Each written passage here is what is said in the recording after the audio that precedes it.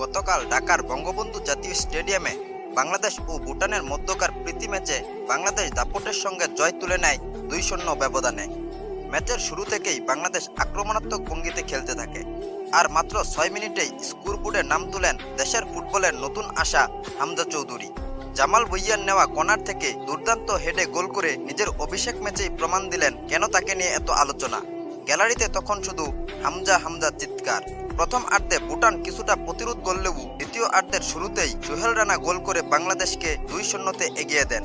এরপর পুরো ম্যাচেই নিয়ন্ত্রণ ধরে রাখে লাল সবুজরা। তবে শুধু হামজা নয়, এই ম্যাচে ফাহমিদুল ইসলামকেও প্রথম একাদশে দেখা গেছে। গোলের দেখা না পেলেও এই ফরওয়ার্ড তার গতি, ড্রিবলিং দিয়ে মুগ্ধ করেছে সবাইকে।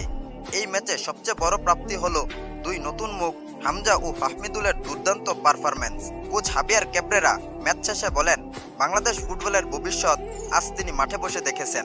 হামজা ফাহমিদুলের প্রভাব ম্যাচে স্পষ্ট দেখতে পাওয়া গেছে।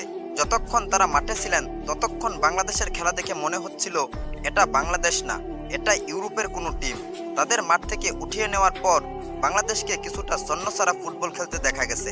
তখন ভুটানও তাদের আক্রমণের দ্বার বাড়ায়, যদিও গোলের দেখা পায়নি তারা।